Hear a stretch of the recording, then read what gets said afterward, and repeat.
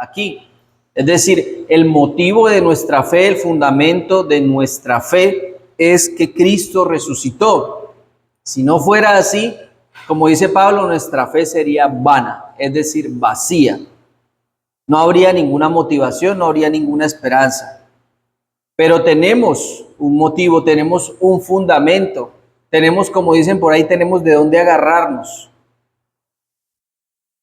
¿De qué? De que Cristo resucitó. Vamos a Marcos 16 del 1 al 7, por favor. Marcos 16 del 1 al 7 y vamos a leerlo todos juntos, a la voz de 3. 1, 2 y 3. Cuando pasó el día de reposo, María Magdalena, María la madre de Jacobo y Salomé compraron especias aromáticas para ir a ungirle. Y muy de mañana, el primer día de la semana, vinieron al sepulcro ya salido el sol. Pero decían entre sí, ¿quién nos removerá la piedra de la entrada del sepulcro? Pero cuando miraron, vieron removida la piedra, que era muy grande. Y cuando entraron en el sepulcro, vieron a un joven sentado al lado derecho, cubierto de una larga ropa blanca, y se espantaron.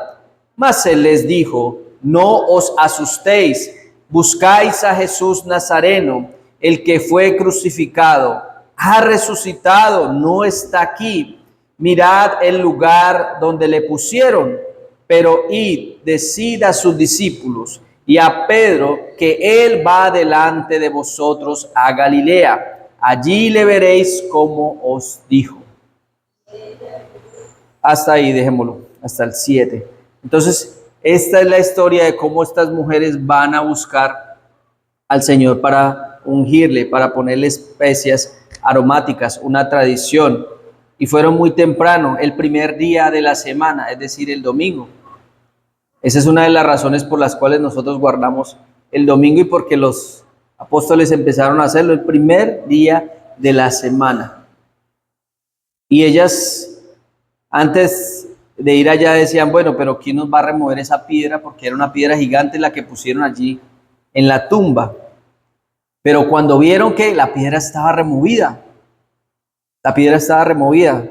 los que estuvimos el miércoles en la película podemos tener una visión más gráfica, ¿verdad? Cómo es el sonido de la piedra. Era una piedra muy pesada, ¿cierto? Era muy grande.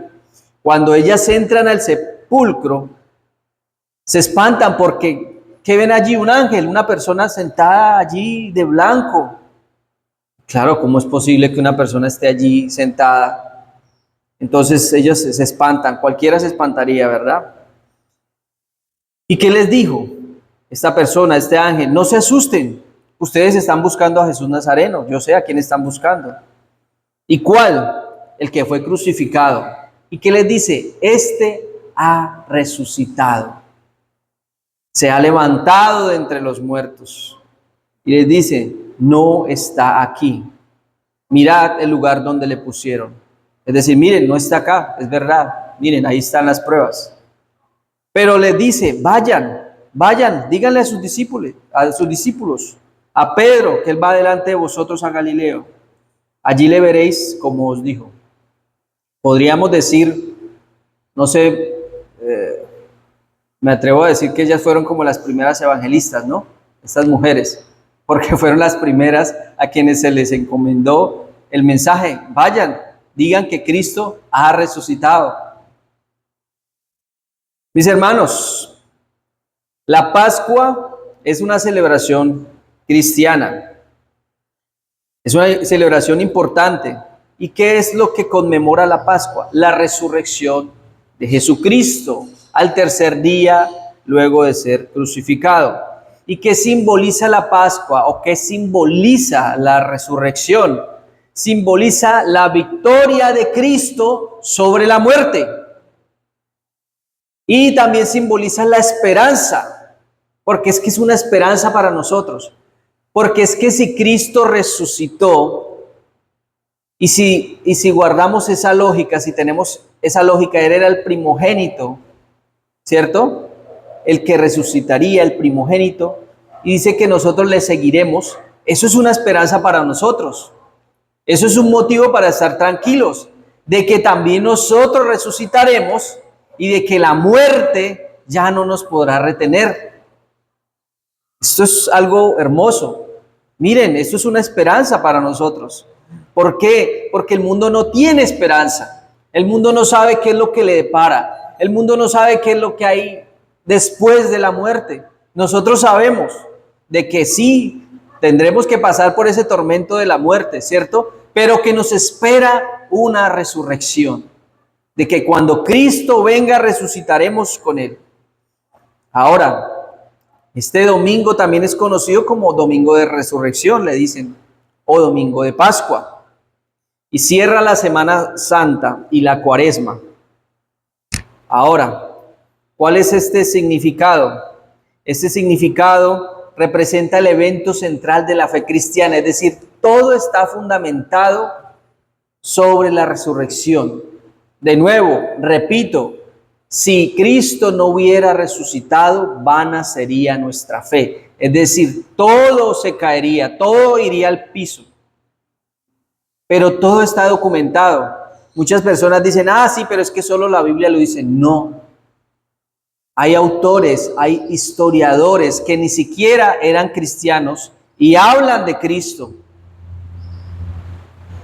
Hay un padre, hay un hombre que data desde los principios de la iglesia llamado Josefo, que habla de Cristo y era un historiador. Entonces, otro hecho histórico importante de la resurrección de Cristo, usted lo encuentra en los libros de historia, en cualquier historia, que ni siquiera sea cristiana. ¿Qué dice? Está la palabra AD, ¿cierto? Antes de Cristo o DC, después de Cristo. AC o DC, perdón. Antes de Cristo o después de Cristo. Se encuentra en los libros de historia. Lo podemos ver. Así ese libro no esté hablando de religión o de cristiandad. Está la palabra antes de Cristo y después de Cristo. Es decir, es muy difícil, ¿cierto?, controvertir esta realidad, este evento histórico. Es muy difícil. Ahora, ¿de dónde viene o cuál es el origen etimológico de la palabra Pascua? En hebreo, Pesaj, que significa pasó. Por eso se nos dice o se le decía a los antiguos israelitas que celebraban la Pascua, se les decía que celebraran la Pascua porque ese día, en la muerte de los primogénitos, el ángel, ¿cierto? Ese ángel de la muerte pasó por alto a los primogénitos que tenían el marco pintado con la sangre del cordero, pasó por alto, ¿cierto? Y en griego Pasca hacía referencia del paso de la muerte a la vida. Por eso se habla del domingo de Pascua. Es el paso, ¿cierto?, de la muerte a la vida. El paso que tuvo Cristo de la muerte a la vida. Y el paso que nosotros tendremos algún día. Entonces, habían muchos testigos, muchas personas que pudieron ver esto. Esto es lo que sucedió en la Pascua. Cristo resucitó de la muerte. Además de los relatos de Marcos y otros evangelistas, encontramos descripciones de este evento en los otros evangelios y en varias cartas del Nuevo Testamento. Es decir, toda la Biblia habla de la resurrección. La tumba estaba vacía. ¿Y qué hicieron los ángeles? Anunciaron la gloriosa noticia de que Jesús había conquistado la muerte. Muchos testigos de los que vieron, porque un testigo de lo que ve es de lo que habla. Estos vieron a Jesús después de su resurrección. Muchos estuvieron con él después de su resurrección. En varias ocasiones, en muchas ocasiones, se apareció a uno o a otros seguidores o a más seguidores. Y aunque inicialmente tuvieron muchas dificultades para creer, es decir, a muchos se les dificultó creer que este era Cristo, no lo podían creer, aunque Él ya lo había dicho. Él ya lo había dicho, pero no lo creían.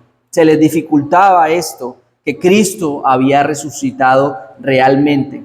pero Cristo mismo los convenció, así como el Espíritu mismo nos convence a nosotros, porque es que es el Espíritu Santo. No es la predicación del pastor, no es la predicación del evangelista, es el Espíritu Santo que convence los corazones. Entonces, Él les explica. Vamos a Lucas 24, por favor, Lucas 24.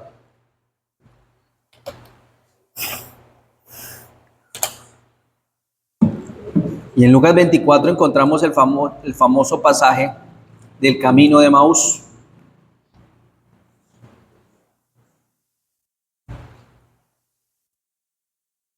Lucas 24 nos narra cómo dos hombres que iban hablando entre sí por todo lo que había acontecido, estaban desanimados, porque cómo era posible de que estábamos esperando un libertador, así como David que iba en su caballo, y cómo era posible que a ese libertador que estábamos esperando lo habían crucificado. Es decir, ellos venían derrotados, ¿cierto? Esperaban algo más, pero no habían entendido aún, no habían sido iluminados. Los ojos de ellos estaban velados, es decir, no podían ver. Y en esta conversación se une alguien, ¿cierto? Y en el 46, quiero que fijemos la mirada en el verso 46. Mejor, en el 45, este hombre que se les une a ellos, les predica y al final Él les abre el entendimiento. El 45 dice, entonces les abrió el entendimiento para que comprendiesen las Escrituras. Esto para hablar de paso aquí, de que si no se nos es abierto el entendimiento, si el Espíritu Santo no nos abre el entendimiento, no podremos comprender las Escrituras. Y luego de que les dijo esto, ellos pudieron entender, pudieron comprender. Miren lo que dice el 46, vamos a leerlo todos juntos. 1, 2, 3. Y les dijo, así está escrito, y así fue necesario que el Cristo padeciese y resucitase de los muertos al tercer día. Cristo predicándoles el Evangelio. Y Él dice, así está escrito. Y ahí es cuando uno se pregunta, ¿por qué si estaba escrito? Porque cuando uno lee Isaías 53 y nosotros podemos ver claramente que está hablando del sufrimiento de Cristo. Y hay muchos salmos que hablan del sacrificio de Cristo y de lo que Cristo tendría que sufrir. ¿Y por qué los judíos que recibieron de primera mano no entendieron? No lo entendieron. Es decir, es el Señor. El Espíritu Santo abre el entendimiento. Él les dice, así está escrito. Cuando nosotros entregamos el mensaje del Evangelio es porque así está escrito y así lo dicen las Escrituras. No es un mensaje nuestro que viene de parte de nosotros o es algo que nosotros hayamos inventado. No, es algo que está escrito en la Escritura, valga la redundancia. Y fíjense, a renglón seguido dice, y así fue necesario que el Cristo padeciese. Fíjense esa palabrita, necesario. Era una necesidad. Era una necesidad para nosotros. Pero esa necesidad para nosotros de salvación fue una necesidad para Cristo. Y podríamos decir, Él no necesitaba sufrir, Él no necesitaba padecer, nosotros sí lo necesitábamos, pero esa necesidad la hizo suya y tomó nuestro lugar. Por lo tanto, lo que nosotros necesitábamos, para Él fue necesario. Fíjense, era necesario que el Cristo padeciese, era necesario que alguien padeciese, era necesario que alguien pagara nuestro pecado porque nosotros no podíamos hacerlo. Era necesario que alguien fuera el tomador de la ira del Padre. Era necesario que alguien llevara sobre sus hombros a cuestas la ira del Padre. Era necesario que alguien pagara por nuestro pecado y nosotros no podíamos hacerlo. Por eso Cristo tuvo que venir al mundo siendo hombre, pero también siendo Dios, para que ese sacrificio pudiera ser agradable al Padre. Y por eso tuvo que padecer. Hace poco, escuchando una predicación de R.C. Sproul, el finado R.C. Sproul, comprendí algo y entendí algo. Dijo por ahí alguien, se me abrieron las entendederas. Pude entender, yo decía, el Padre habló del sufrimiento de Cristo. Y yo decía, todo el sufrimiento de Cristo, todo lo que Cristo padeció, no solo humanamente, sino también psicológicamente, espiritualmente, llevar el peso. Yo decía, llegué a una conclusión. Yo decía, o sea que el Padre no tuvo misericordia de Cristo. No tuvo misericordia. Fue derramada toda su justicia sobre Cristo. Y en Cristo tenemos justicia. En Cristo se hizo justicia. Porque ¿qué era lo justo? Que alguien pagara por el pecado. ¿Qué era lo justo? Que alguien recibiera el castigo. Y el que pagó por nosotros, digámoslo así coloquialmente, el que pagó los platos rotos fue Cristo. Y fíjense, Cristo, el Padre no tiene misericordia de Cristo, pero tiene misericordia de nosotros por la muerte de Cristo. Porque ya el Padre obtuvo la justicia que Él requería, que Él merecía. Ya obtuvo la justicia de Cristo. Ya el pecado fue pagado. ¿Y cómo es posible que a veces las personas ignorantes dicen y se atreven a decirle o se atreven a reclamarle a Dios justicia o misericordia cuando el Padre no tuvo misericordia del Hijo? ¿Qué le podemos pedir nosotros? Le podemos pedir, claro, con toda reverencia le tendremos que pedir misericordia. Le tendremos que pedir misericordia. Cristo fue nuestro intercesor, el que llevó todo el castigo, y el Padre no tuvo misericordia de él.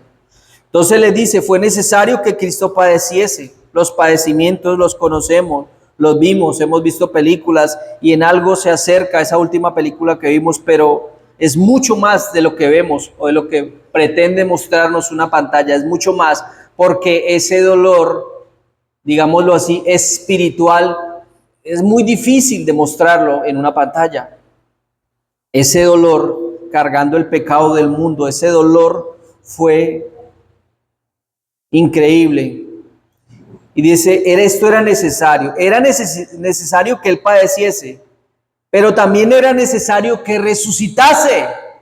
Era necesario que resucitase de los muertos al tercer día. Es decir, también era una necesidad para nosotros que Él resucitara. Porque de nuevo, entonces no tendría sentido de que solo fuera padecido y que no hubiera resucitado.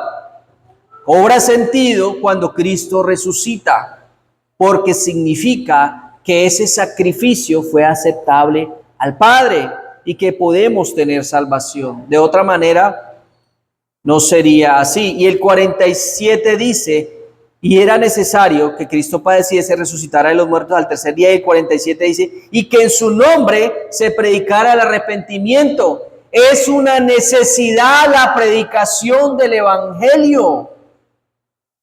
Y es una necesidad que en su nombre se predique el arrepentimiento y el perdón de pecados en todas las naciones. Es algo que más tarde le diría a sus discípulos. Vayan, hagan discípulos, bautícenlos y enséñenles todas las cosas que les he enseñado. Esto es lo que le está diciendo a los discípulos. Esto es necesario que se predique en su nombre. ¿De qué es necesario que se predique? De la muerte y de la resurrección de Cristo, de que Cristo resucitó. Es necesario que se predique en su nombre el arrepentimiento y el perdón de pecados en todas las naciones, comenzando desde Jerusalén.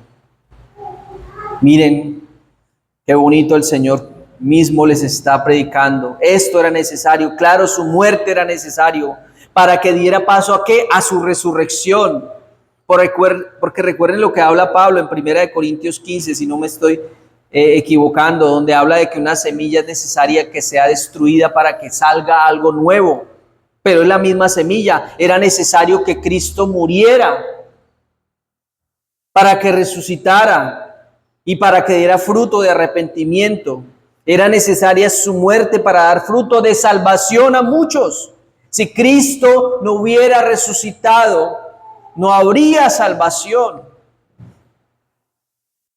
Su sangre derramada, esa sangre cae en tierra y da fruto de salvación. Era necesario que el castigo recayera sobre alguien. Era necesario que la ira de Dios fuera derramada sobre su Hijo. ¿Para qué? Para que no recayera sobre nosotros.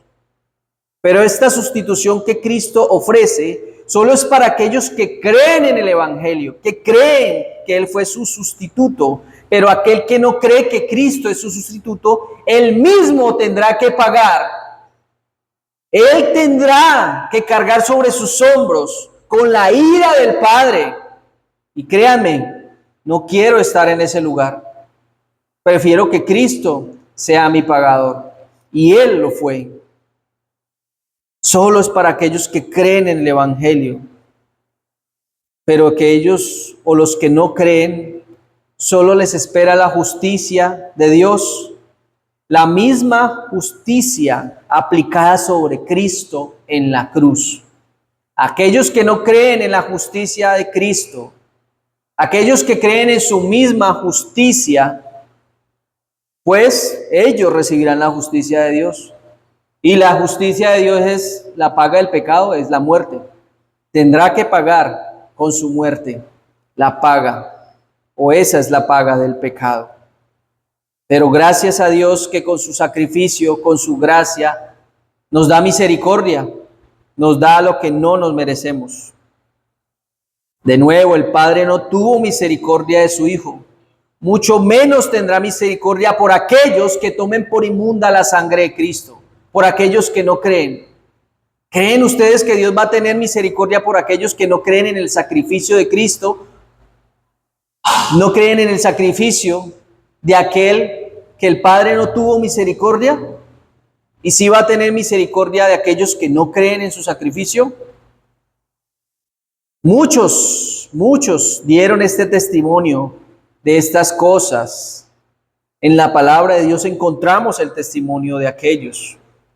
Y ahora el Espíritu Santo nos da testimonio, el cual se encuentra en la Biblia. Mis hermanos, como les decía anteriormente, la Pascua, la resurrección de Cristo, la Santa Cena es algo para celebrar. Miren lo que dice Mateo 28 del 5 al 6, por favor. Mateo 28 del 5 al 6. Vamos allá.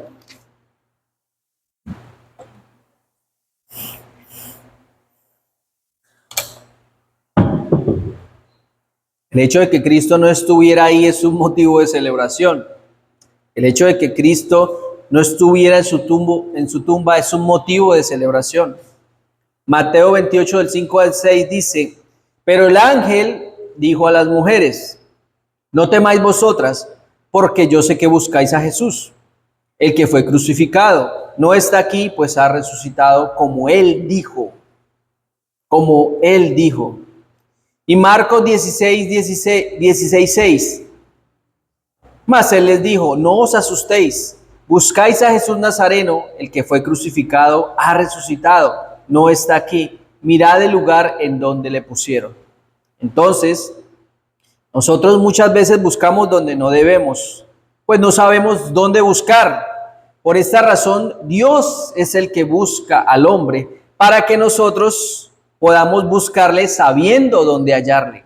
La Escritura es donde podemos hallar a Dios. Y gracias a Dios por el don de la fe, porque sabemos que es así. Y por la fe podemos buscarle. Como les decía anteriormente, la resurrección de Jesús no es solo un evento histórico. Hay muchas consecuencias para cada cristiano, para cada creyente. Pero también el hecho de que Cristo haya resucitado también tiene consecuencias para el que no cree. Vamos a 1 Corintios 15, por favor, del 17 al 21.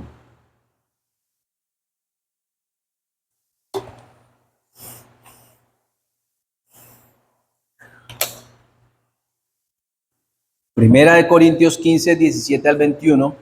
Y por favor síganme ahí. Y dice así la bendita palabra de Dios. Y si Cristo no resucitó, vuestra fe es que vana, ¿cierto? Aún estáis en vuestros pecados. Es decir, si Cristo no resucitó, entonces yo tendré que pagar con mi justicia. Es decir, yo sigo en mis pecados y no hay perdón por mis pecados. Entonces, sigue como con la misma tónica, ¿no? Entonces también los que durmieron en Cristo perecieron. Es decir, el que se ha muerto, entonces, si Cristo no pagó por sus pecados, iría directo al infierno, ¿cierto? Si en esta vida solamente esperamos en Cristo, somos los más dignos de conmiseración. Es decir, si seguimos esperando en Cristo que no resucitó y vana en nuestra fe, nosotros somos dignos de lástima, de compasión. Pobrecitos ellos. Y muchos hablan así de los cristianos. Pobrecitos, vean, no ven más allá. Parecen caballos que solo miran adelante. Pobrecitos. Es decir, nos tienen lástima, nos tienen compasión. Entonces somos los más dignos de conmiseración de todos los hombres. Pero miren el 20 cómo cambia aquí. Mas ahora, dice Pablo, Cristo ha resucitado de los muertos. Y fíjense, primicias de los que durmieron es hecho. Él es la primicia de la resurrección. Es decir, nosotros le seguiremos a Él. Él fue el primero en resucitar. De hecho, en Mateo se habla de un evento que no se muestra en muchas películas. Luego de que Cristo muere y resucita, cuando Cristo resucita, cuando hay el temblor y Él muere, dice que muchos salieron de sus tumbas, muchos resucitaron en ese entonces. Era prototipo de lo que sería la muerte de Cristo, la segunda venida de Cristo. Entonces Cristo ha resucitado de los muertos, primicias de los que durmieron es hecho. Porque por cuanto la muerte entró por un hombre, por Adán, ¿cierto? También un hombre, Cristo, la resurrección de los muertos. Recuerden, por Adán entró la muerte, pero por Cristo la resurrección de los muertos. Por eso decimos que en Él tenemos vida y vida en abundancia. Por eso se habla de que Cristo es la vida, porque Él resucitó. Y en eso, Él tuvo la victoria sobre la muerte. De nuevo, la resurrección era necesaria para nuestra salvación. Vamos a Romanos 6:9, por favor. Romanos 6:9.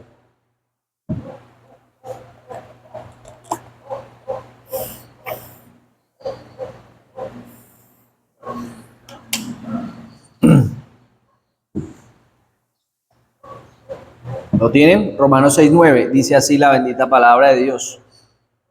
Sabiendo que Cristo, habiendo resucitado de los muertos, ya no muere. Es decir, Cristo ya no va a venir en su estado de humillación. Cristo ya no va a venir a arrodillarse. Cristo ya no va a venir a ser abofeteado. Cristo ya no va a venir a ser masacrado. No. Cristo ahora vendrá como un rey exaltado, porque Él ya fue humillado.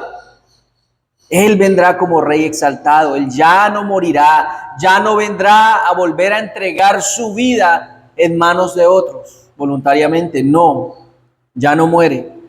La muerte no se enseñorea más de Él.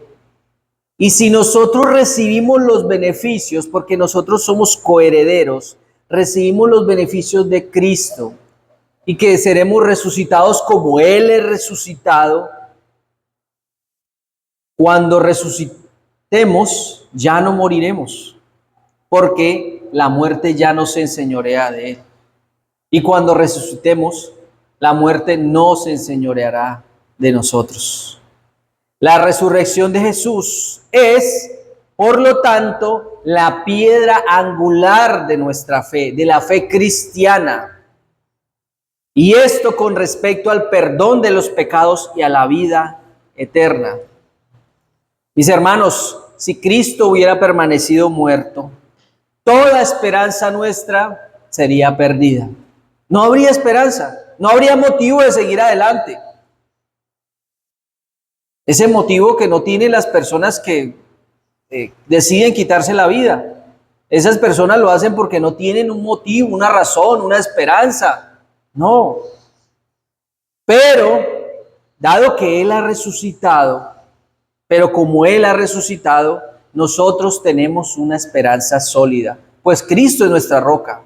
Nosotros tenemos una esperanza más allá de la tumba, más allá de lo material, más allá de lo que se ve. Su resurrección prueba que Él ha vencido el pecado, que Él ha vencido la muerte y que nosotros, es decir, todos nosotros los que creemos seremos vivificados en Él. Primera de Corintios 15, 22. Primera de Corintios 15, 22 dice, porque así como en Adán todos mueren, es decir, todos los que buscan ir al cielo por su propia justicia perecerán, también en Cristo todos serán vivificados. Todos los que crean en Cristo, es decir, todos los que tomen su justicia, todos los que Cristo les dé su justicia, a todos los que les dé su justicia serán vivificados. Esto es una gran razón para celebrar, de que tenemos la justicia de Cristo, de que seremos vivificados. Resucitaremos con Él. Esto debe darnos consuelo, esto debe darnos esperanza con respecto al futuro. Mire lo que dice Juan 11, 25 al 26. Juan 11, 25 al 26. ¿Qué les dice Jesús? Jesús les dijo, yo soy la resurrección y la vida. El que en mí cree, aunque esté muerto, vivirá. ¿Cierto? Muerto espiritualmente, vivirá. Y claro, resucitaremos los que estemos muertos, los que hayamos muerto en Cristo. Y todo aquel que vive y cree en mí, no morirá eternamente. Es decir, los muertos resucitarán y los que creamos en Él no moriremos. Y los que resucitemos en Él tampoco moriremos. Mire lo que dice Romanos 8:11. Romanos 8:11 dice, y si el espíritu de aquel que levantó de los muertos a Jesús mora en vosotros, es decir, el Espíritu Santo, el que levantó de los muertos a Cristo Jesús, vivificará también vuestros cuerpos mortales por su Espíritu que mora en vosotros. El Espíritu Santo son las arras, es la cuota inicial de que nosotros seremos vivificados, de que nosotros resucitaremos. Mis hermanos, el domingo cambió la historia, Cristo cambió la historia. Él nos ha dado una esperanza viva. La muerte ha sido vencida. Recordemos que la cruz no tiene sentido sin la tumba vacía. La resurrección de Cristo es la validación de que el sacrificio de Cristo fue aceptado. Es decir, el sacrificio de Cristo fue propicio para el Padre, fue aceptado. Y también nos da, o tenemos la certeza, de que Cristo tiene poder sobre la vida y sobre la muerte. Él tiene poder sobre todo. Él tiene potestad sobre todo. Y sobre todos, tanto material como inmaterial. Él tiene todo dominio, sobre todo principado. Todo le pertenece a Él. Todo le ha sido dado a Él. Y así como fue elevado en las nubes, de la misma manera vendrá por su iglesia, como un comandante de los ejércitos que ha conquistado la muerte y ha derrotado a sus enemigos para siempre. ¿Y qué hace su pueblo? Sale a su encuentro para recibirlo, en medio de vítores, en medio de aplausos, en medio de arengas, en medio de gritos de júbilo. Así será nuestro encuentro con aquel que la muerte venció. Mis hermanos, aplicando esto a nuestra vida, ¿qué tiene la resurrección para nosotros? No la sigamos viendo como algo abstracto, como decía anteriormente, como algo que está ahí pero que no puede ser aplicado a mi vida. Claro que sí. ¿Por qué? Porque como decía anteriormente, si Cristo ha resucitado, nosotros también resucitaremos. Si Cristo está centrado a la diestra del Padre, entonces eso es un motivo de consolación de que las cosas para nosotros irán bien, aunque en esta tierra, hablando materialmente, a veces no nos vaya tan bien. Tenemos esa esperanza de que llegaremos allá. Tenemos esa esperanza de que Él va a guardar nuestra salida como nuestra entrada al reino de los cielos, de que estará con nosotros en todo este camino, porque Él dice, yo estaré con ustedes hasta el fin de los días. Y Él envía el Espíritu, el Consolador, para que esté con nosotros todos los días de nuestra vida. También es un motivo de celebración. Es un motivo de celebración que Cristo haya resucitado, que Cristo haya cumplido lo que Él ha dicho. Y si Él ha cumplido lo que dijo, porque Él dijo, así como está escrito que Él resucitara, y está escrito de que Él volverá por su iglesia, eso es un motivo de consolación. Eso es un motivo que nos alienta a seguir adelante, de que Cristo cumple su palabra porque está escrita. Así como estaba escrita su resurrección en el Antiguo Testamento, y Él lo dijo durante su ministerio, estaba escrito, también está escrito de que Él volverá y de que Él guardará su iglesia y de que Él nos llevará con Él.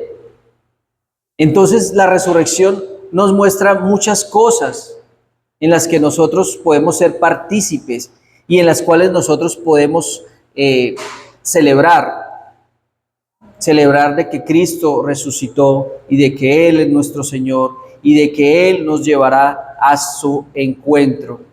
Entonces, la resurrección es un motivo de celebración para nosotros, así como hoy será la celebración, la conmemoración de la Santa Cena, porque esto hace parte de la resurrección, de que Cristo resucitó, porque su sangre fue derramada y es simbolizada por el vino, porque su cuerpo fue entregado y molido, esto es simbolizado por el pan.